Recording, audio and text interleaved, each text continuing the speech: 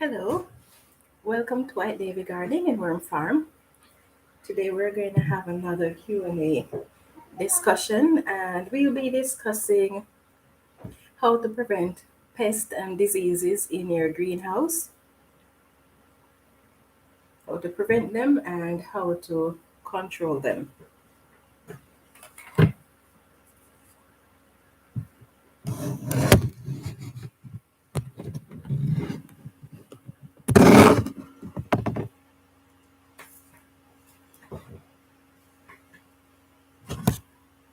Okay, so having a greenhouse has its advantages and its disadvantages. Now, some of the advantages of having a greenhouse is that it can provide an early start for those who live in cold region, so you can start your seedlings indoors early, and it also helps to extend your growing season. Hi, Russell. How are you? Yes, so the greenhouse helped to extend your growing season as well. Now, if the greenhouse is heated, then you can grow year round, so that's another advantage. Plants can be protected from pests, some pests, not all, but can be protected from pests because with a greenhouse it's harder for the pest to find your plants. Right, so and it can also protect your plants from things like strong winds and rain and harsh weathers. With your greenhouse, you can save money by starting from seeds rather than buying seedlings. So that is the other advantage to having a greenhouse. Hi, Grow in Your Home. How are you? Now, some of the disadvantages, what I've listed are just a few of the advantages of having a greenhouse. Some of the disadvantages of having a greenhouse are one, it is costly to set up, and especially so if you're going to have a heated greenhouse, because to maintain the heating and the cost to get the greenhouse set up, especially if you're not setting it up yourself, can be pretty high. Now, if it is used to grow plants year round, the disadvantage is that it will require a lot of know how to operate a greenhouse because a greenhouse takes more effort than if you're growing in open space. Now, also, once the pest and disease are introduced to your greenhouse, then it is actually harder to get rid of them while they're in the greenhouse. And in addition to that, if because the greenhouse is enclosed, so it traps moisture, which makes it even easier for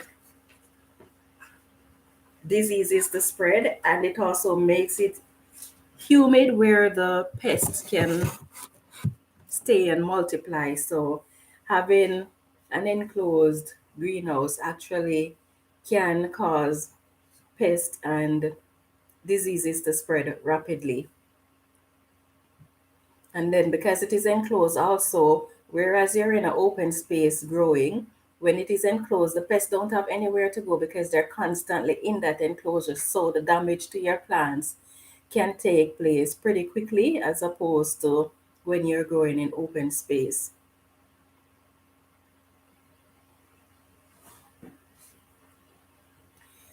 So here are some greenhouse plant diseases and pests and how you can actually treat them. So we're going to start off with some of the diseases that can be found in a greenhouse. And one such disease is bacterial blight. These affect not just flowers, but also fruits and vegetables. It affects flowers like geranium and zinnias. These are very susceptible to the bacterial blight. Some the symptoms of bacterial blight include things like water soak spots on the leaves of your plants or The margin of the leaf may have chlorosis or brown edges. The plants may develop a V-shaped lesion, and with time, as this lesion progress or as the disease progress, the lesion will actually turn into a copper color. And also the plant stem may start to become soft and watery, and the plant will deteriorate and eventually it will wilt. So these are some of the symptoms that if you see these in your greenhouse, then you know your plants are suffering from bacterial blight. Now, how do you treat this bacterial blight? Unfortunately, or fortunately, whichever the case may be, there are no chemical treatment for bacterial blight. So, what you want to do in order to prevent it rather than having to cure it is to try to keep the foliage of the plant dry. So, you're not going to water the foliage, but try to water the root of the plant instead. If you see plants that has the symptoms when you go say to a supplier, then don't bring these plants into your greenhouse. And if you start these seedlings elsewhere from seeds and you see symptoms, don't bring them into your greenhouse. If the symptoms develop in the greenhouse, then you want to get rid of those plants immediately. So always inspect your plants if you go to the suppliers for pest, diseases, or anything that is out of the norm for the plants. Inspect them properly before you actually bring them into your greenhouse. The next type of plant disease that tends to affect plants in your greenhouse is the botrytis blight, also known as the gray mold. Now, this can affect a wide variety of plants, such as berries, tomatoes, beans, cucumbers, begonias, chrysanthemums, roses, peonies, tulips, and much more. And this particular plant disease is very common in greenhouse, the botrytis blight, otherwise known as the gray mold. Now, the symptoms of the gray mold include things like this little fuzzy mold that you will find on the leaf of the plant or on the fruit of the plant. It's most likely to be found in environments that are humid, especially if the air in that environment is stagnant. Now, how can you control gray mold? One, you want to make sure that you have a really good airflow. You want to ensure that you sanitize your greenhouse regularly, and especially if you see sign of any type of plant disease, then you want to sanitize your greenhouse. And it is recommended that if you are just going to start planting in your greenhouse, not saying if it is new, but after you have completed harvesting your crop from the greenhouse, if you're going to start another crop, then you want to sanitize the greenhouse at that point, whether or not you see signs of plant diseases or pests. You want to sanitize because the more you do that, the less likely it is for these diseases to multiply. And sometimes it can be there on the walls, in the soil, etc., without you seeing that it is there. So sanitizing regularly will help to keep it under control.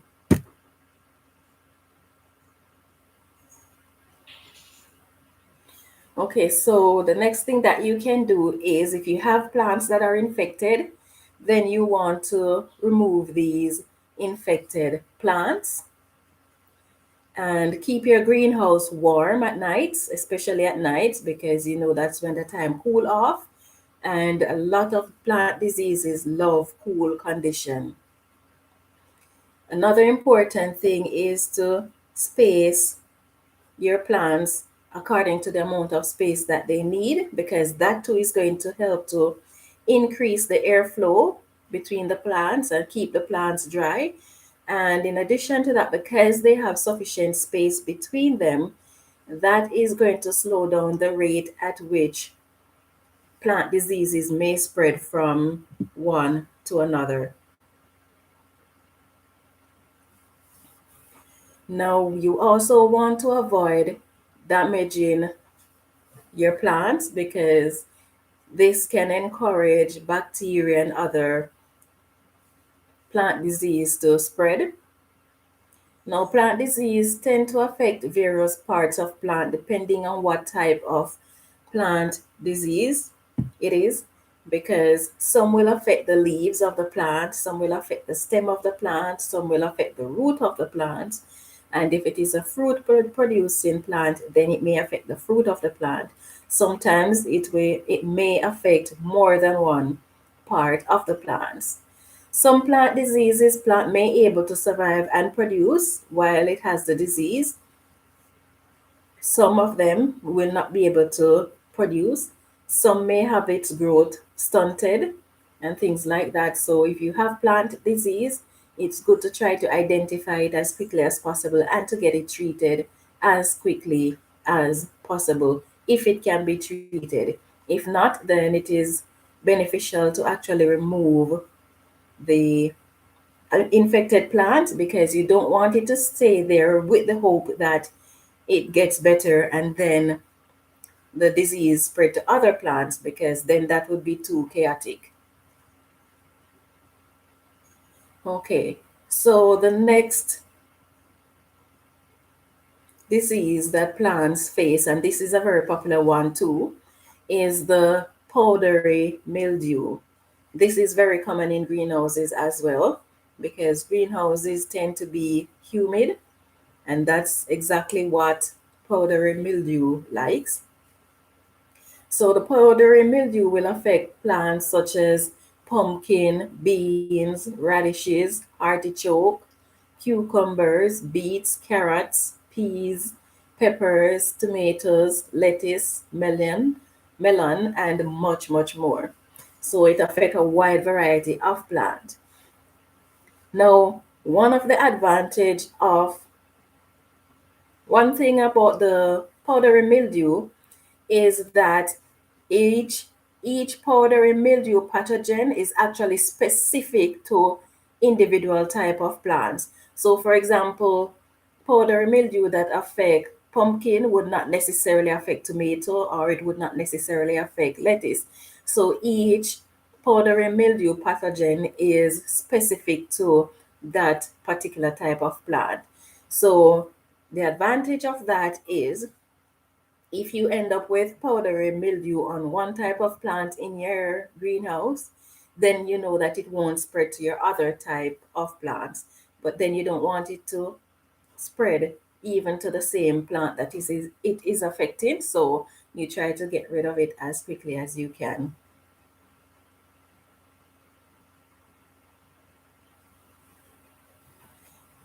Now, when humidity is actually over 85% and the temperatures keep fluctuating, especially when it is cool, that is when powdery mildew tends to want to grow. So, what are the symptoms of powdery mildew? You will start to see white powder on your plants, and sometimes the plant may even develop this brownish scab on it. So, how can you actually control powdery mildew?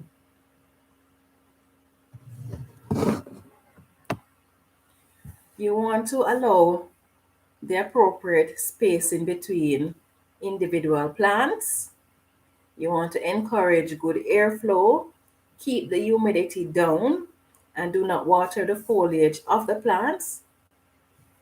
And when you're using fungicide to treat your plants, whether it's going to be organic or not, you want to rotate the type of fungicide that you use because the plant may become accustomed to the fungicide and it may no longer be effective. So rotating the type of fungicide that you use is highly recommended. Now, here are a few homemade fungicides that you can actually use to control powdery mildew. That includes baking soda. So you can make a solution using 1 tablespoon of baking soda with a tablespoon of vegetable oil, 1 teaspoon of dish liquid, and then 1 gallon of water, and you mix this solution. The next type that you can make, you can use vinegar, 2 to 3 tablespoons of vinegar to a gallon of water, and that is also very effective at getting rid of or controlling powdery mildew. Or you can make 1 part milk to 10 parts water, and that too is effective against powdery mildew. So these are 3 homemade remedies that you can use to get powdery mildew under control. Now, some common greenhouse pests we're going to look at.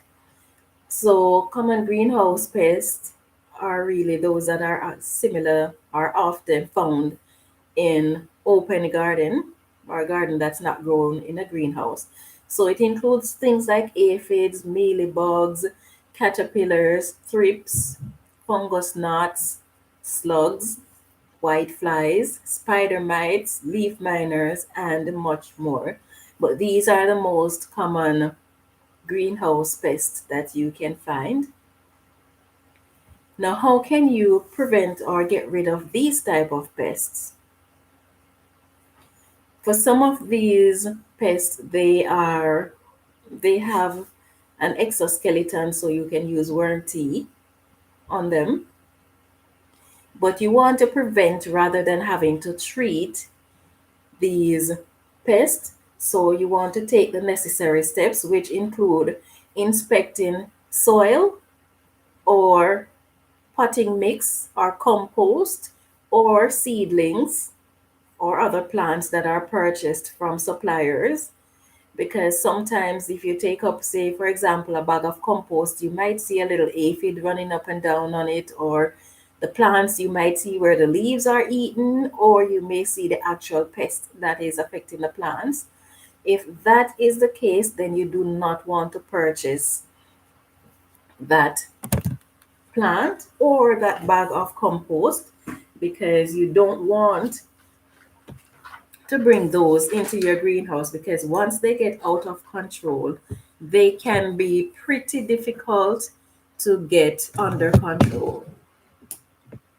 And more pests are becoming more resilient to the pesticides that we are using, whether homemade or otherwise. They are getting more accustomed to it and adapting to it. So we want to prevent so that we don't have to treat. Right. So sometimes you may order your plants or other gardening material online, and so it is delivered to you. Oh, hi, Han White. Yes, and so it is delivered to you. If that is the case, you want to be there when it is delivered. You don't want a situation where it is delivered and no one who is capable is home to collect it, because you want to inspect everything that is delivered to make sure that there are no pest present as far as you can see, because you don't want to bring it into your greenhouse and then you find that the pest is going to spread to all your other plants. Now, you may also, as you get these as you get these order delivered and you inspect it and you find that they have pest on them, do not be afraid to return it or to reject the order, because it can be more damaging to you to accept it. Don't feel sorry for the supplier. You want to protect your crops from pests. So if you see that it has pest, then don't accept the order. And so you want to ensure that when you are buying stuff online from the garden center, make sure that the garden center is one that is willing to accept returns, because not all of them will accept returns. They will tell you that this damage occur after it has been delivered, or whatever excuse they can come up with, or they simply just don't accept returns. So you want to ensure, if you're ordering online, that whatever you're purchasing is something that whoever you're purchasing from is going to accept returns if you're not satisfied with the order. So let's see what White says. The time went backwards on Sunday, so I forgot the time. Oh. Okay, no worries, my dear. Roses tend to come with pests and diseases. They are famous for that. Yes, that is true. I don't know what it is about rose. Maybe it's the same reason why we like them, their beauty and their wonderful scent. For those roses that have not been contaminated or modified so they don't have scent. But for some reason, roses seem to come with a really, really high attraction to pests, unfortunately. Yeah, so another thing that you can do to prevent pests or to get them under control is to examine your plants regularly. So pretty much every time that you're tending to your garden, as you tend to your garden, you should be observing your plants to ensure that if there's any pest or any plant disease, then you can get on it right away. Now, to encourage airflow while keeping out pests, it is a good idea to always use insect screen. So, for example, say your greenhouse has windows or your greenhouse has doors, then it is nice to have a screen at your windows and at your doors so that you can have the airflow continuing in the greenhouse, and at the same time the screen is keeping out these pests. Of course, the greenhouse can be aerated apart from having windows and doors open. You may choose to use artificial air supply, but in case you're not using those, then having insect screen at your windows and doors will help. Or if you want to, for each of the beds in your greenhouse, put the insect screen over those, whether using roll cover or other type of netting, then that works too. Also, it is very important to know the type of pests that are common in your area and pests that are common to the type of plants that you will be growing in your greenhouse. So if you know this, if you have this information, then you can always plan ahead what you would do in case you see signs that these pests are in your greenhouse. Plan how you're going to take care of it, because acting quickly will help to prevent the pest from spreading, or even the plant diseases from spreading throughout your garden quickly. Now, for your plants to prevent pests, a lot of them love the moisture. So what you're going to do is water the root of the plant and not the foliage of your plants. You don't want to overwater your plants, because then that too is going to encourage pests, and that is going to increase the humidity in the greenhouse. Avoid having stagnant water in your greenhouse, because this will breed bacteria, and the bacteria will encourage pest and some plant disease. So avoid having stagnant water in your greenhouse. So if you have water that you're storing in your greenhouse, if you can aerate it from time to time, that will help to prevent the water from going stagnant. Whether you're going to use a pump to aerate it, or depending on, because sometimes the containers that you're using might be pretty large, sometimes it is small. So you want to use out the water, the older set of water that you have stored first, so that you can prevent your water from going stagnant. Or if you don't have a pump to aerate it, you can just stir the water from time to time.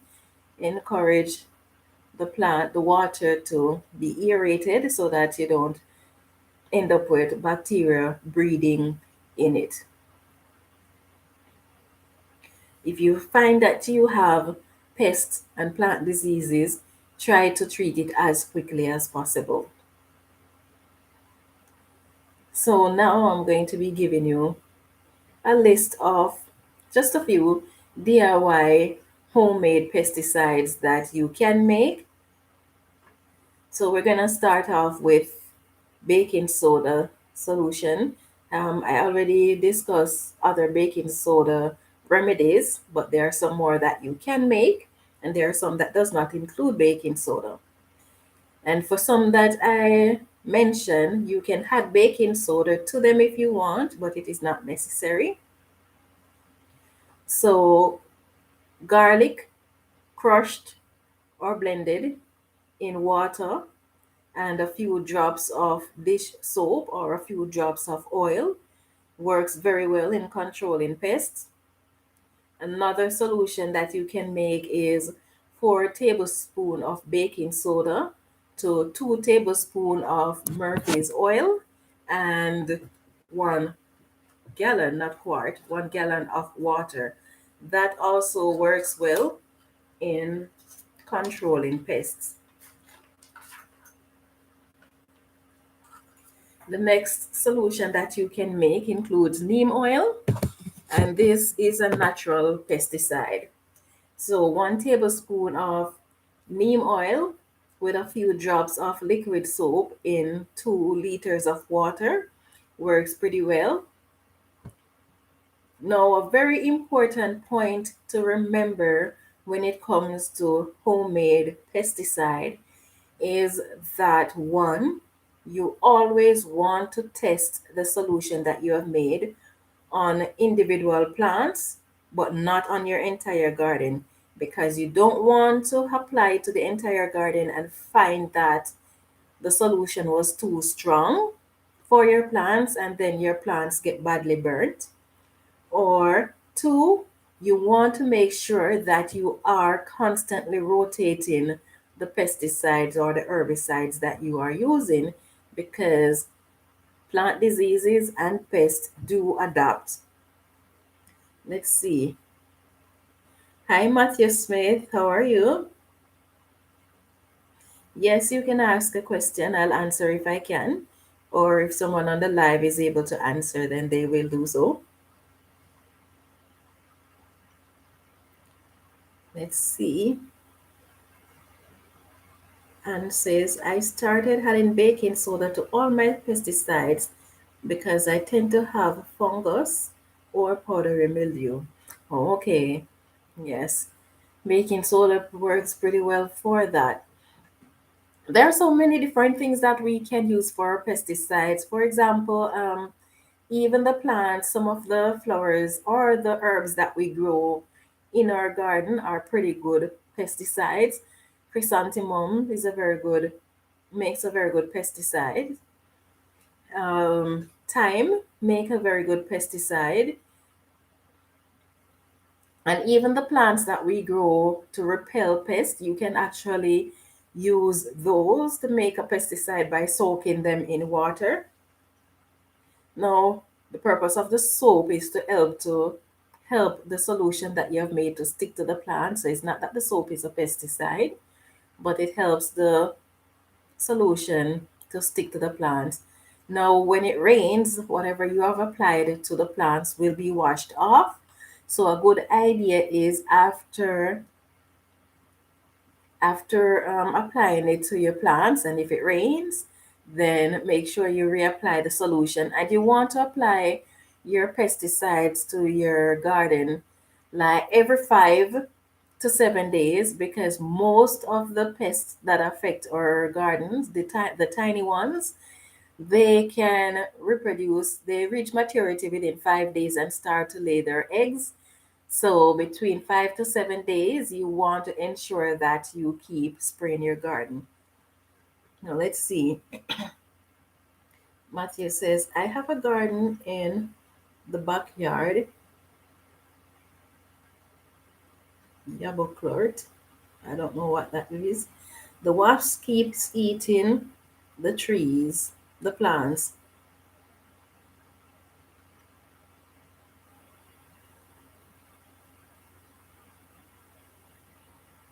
Any idea how to get rid of the entire wasp family? I don't really know how to get rid of the entire wasp family, but there are wasp trap that you can get to there wasp trap that you can actually get to help to control the wasp, or there are lots of DIY wasp trap that you can make. It is recommended that because they love sugar, so you can make a sugar solution, and you can get a plastic bottle like a soda bottle, cut the top of the bottle to make a funnel, and then put the small part of the funnel down into the other portion, the bottom portion of the bottle. Put your solution in there. It is easy for the wasp to get down through the funnel into the solution and drown, but it is more difficult for them to find their way out of it. So that one works pretty well. Yeah, so you can use that, or you can just YouTube it, because YouTube has a lot of videos on various types of wasp trap that you can make. But there are lots of solution available on the market now. Some of them are organic, some of them are not. So if you grow a organic garden, then you want to ensure that you get the type of trap that is going to be organic. Matthew, are you Jamaican or from the Caribbean?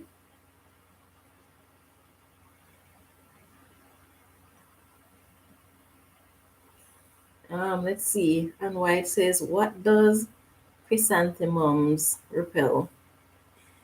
It is conflicting where that is concerned as to what type of pest they repel, because some research says that they repel aphids, while some research say that they actually attract aphids. But they are said to be very good at repelling cabbage moth and some mites. So for me, I use it for the cabbage moth, because I think if it attracts aphid, then chances are it might attract spider mites as well. So I just use it to repel the cabbage moth from my cabbage. Hi, Best Jet Yearny, how are you? The chrysanthemum is also very good at repelling things like mosquitoes.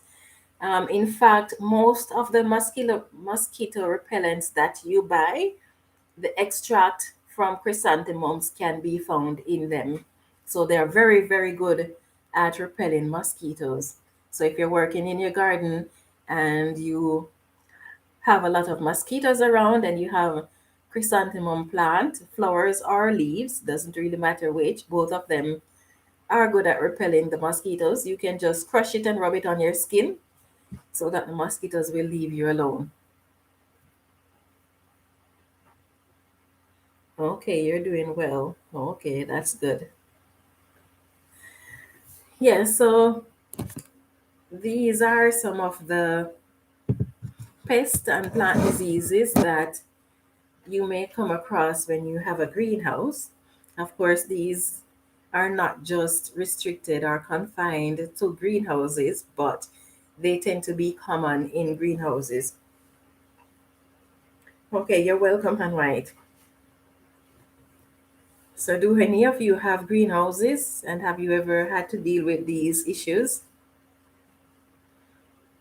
My greenhouse is not anything worth talking about, because it is just those temporary greenhouse that you set up and pull down as soon as you're finished with it. So I've never really had a large greenhouse where I end up with any of these issues, but in my regular garden have faced some of these pests, the aphids. Thankfully last year, or well this year, I didn't have to deal with a lot of the aphids like I had to do in 2020. 2020 for aphids was just terrible. but I didn't have to deal with them this year, so it seemed as if I was able to get their population under control. Yes.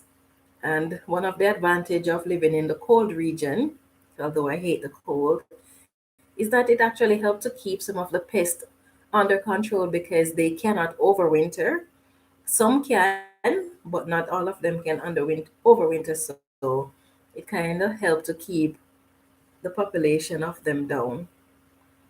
And then because it was so hot and a lot of these pests, there are those that loves the heat and there are those that don't like the heat. So because it was so hot this year, I end up with those that actually seem to love the heat. Let's see. Okay, you have a greenhouse, but it is a temporary one. I only use it in winter to spring. Okay, okay. I wish I could have a greenhouse in the winter. But if I have a greenhouse here, it would have to be a heated greenhouse. And I don't really have the space to put it, unfortunately, because if I had the space, without a doubt, I'd be putting in a heated greenhouse. And so I would be able to grow year round. But I don't have the space for it. Let's see. And White says, I'm hoping that we get very cold winter to get rid of these leaf hoppers. Okay. I want to get rid of my leaf hoppers too and my leaf miners, but I'm not hoping for the very cold winter. Well, if we get a lot of snow or a good amount, I don't really want a lot of snow, but if we get a good amount of snow, then that should be able to help to control them. But I'm not hoping for a lot of snow because I don't want to be out there shoveling. And I don't want it to be too cold either because I just hate the cold. Let's see.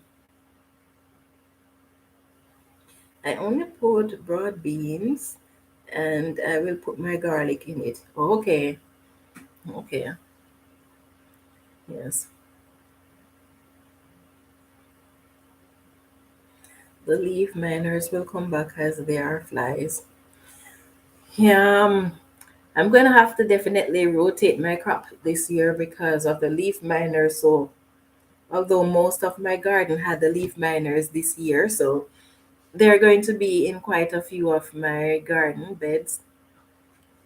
But I'll be on the lookout for them because now I know what to look for. So I'll be on the lookout for them and I'll make sure that if they reoccur, then I'll try to deal with them as quickly as I can and not make the same mistake that I did this time around of waiting to see what they were. But one of the things that I've learned this growing season, looking at the beneficial insects and the pests, it seems as if most of the tiny insects are actually pests. So now, if I see tiny insects, I'm not even going to stick around to try to find out whether they are friendly or they're foes. Once I see the tiny insects, I'm just going to get on their case right away.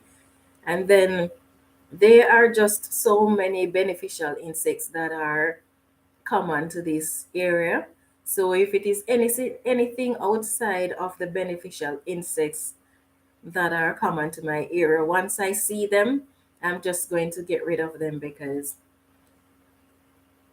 you don't want to linger and then you end up with your crop being like mine was this year. That is heartrending looking at your crop. You work so hard to grow them and then they're just taken over by the pest. And then some of them you can treat and they'll be all right, but then not necessarily all of them can be treated. So you'll end up with a loss anyway you take it. So definitely I'm going to be on the lookout more for the next growing season. Let's see. And White says, I will be covering my vegetables. And White says, yes, I have noticed that too. Yes, I plan to cover my vegetables as well, but I don't think I'll be able to cover all of my garden. So I'm just gonna try and cover the ones that are most important to me. And I think I'm going to have one bed with all of the things that are really, really like a must in my garden, a must have. I think one of my bed, I'm going to have all of those plants in there, because then if I don't get to cover all my beds, then that one bed can be covered. And even if the pest affect the other plants, I'll be treating them, but at least if I have one covered, then I know that I'll definitely be able to harvest from it. Let's see, best yet says, I have three types of okra. One type keeps having aphid on them. I cut them away, I spray them with water, and I cannot get rid of the ants, but the ants love the aphids. I just stopped trying. Okay. Yes, the thing is, the ants don't feed on the aphids, but the ants and the aphids have a symbiotic relationship. So the ants offer protection for the aphids, and then the aphids provide the ants with nectar from the plants. So they have this symbiotic relationship going. So if you find that you have a lot of ants in your garden, you should be looking out for the aphids, because chances are they will be there. If you have ants in your garden, there are several things that you can do to get them under control. So ants love cornmeal. When they eat the cornmeal, they can't digest the cornmeal. So what you will find is that they will feel full even though they are not full, because they haven't digested the food. And because they haven't digested it and they're not eating because they think they're full, then they will die from starvation. The next thing that you can do to control the ants is use diatomaceous earth, because ants have a waxy exoskeleton. And so when they walk over the diatomaceous earth, it will slice through their waxy exoskeleton, and eventually they will become dehydrated and die. You can use cinnamon or coffee grounds. This will not kill them, but it will help to repel them, the cinnamon and the coffee ground. The only disadvantage with the cinnamon is that if you use the cinnamon to control the ants, you have to apply it after you have watered your garden, not before. Or if it rains, then you have to reapply the cinnamon. So you can just put the cinnamon on the perimeter, around the perimeter of your garden. If the ants are actually in the garden already, then you just sprinkle the cinnamon in there. Same thing for the diatomaceous earth. Now, the disadvantage of the diatomaceous earth is that when it is wet, it will lose its effectiveness, but then as soon as it dries out, it will be effective again. So, unlike the cinnamon that completely loses its effectiveness once it's wet, then the diatomaceous earth will maintain its effectiveness or regain its effectiveness once it has dried. Let's see. Han says, I had to restart my winter herb box because of the leaf hoppers. Yes, that is sad. Those are the buggers. They're quite resilient. And White says, I'm sorry, best yet. And says, can you use diatomaceous earth for leaf hoppers? Yes, you can use diatomaceous earth for leaf hoppers, but because they are a little bit larger than the other types of pests, so the damage to them will not be as much as it would be for things like the aphids and the mites, but you can use it for them too. And when you are applying your diatomaceous earth, you want to ensure, or any other type of pesticides or herbicides, especially the pesticides, you want to make sure that you get it on the underside of your leaves, because a lot of the pests will hide on the underside of the leaves because they're hiding from predators, and they are hiding from the sun and other elements in the atmosphere. So the underside of your leaves is where most pests are found. So you want to get your diatomaceous or other type of pesticides on that part of your plant.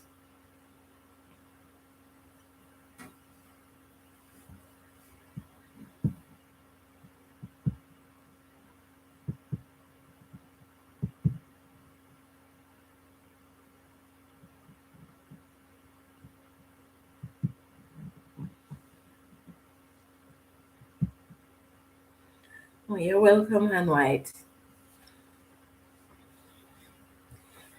Okay, so in a little bit from now, I'm going to be saying goodbye to you guys. Oh, you're welcome, Best Yet. Yes, in a little while, I'm going to be saying goodbye because I'm going to head off to work. So I'll take whatever comments you guys may have and then say goodbye. So I hope that next year all of us will have better success with our gardens because this year, because of the heat, a lot of the pests just came out vicious. So hopefully next year we'll be able to get them under control. Hopefully the weather won't be as severe as it was this year. What time is it here? It is now 12 minutes to 6.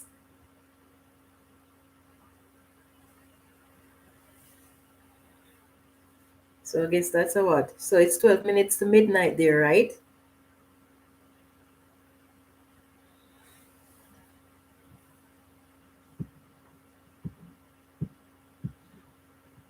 Yeah, so I think with that, oh, that's so nice. Thank you, growing your own, growing my own. Well, that's so nice. I'll be keeping an eye out for it. Oh, more seeds. Okay, okay, and white. Biscuit says, I understand you 100%. Okay, good. All right, so I'm going to be saying goodbye to you guys now. I hope you have a lovely evening or a good night or morning for those of you who for whom it might be morning. Take care of yourself and I hope you have a wonderful week and stay safe.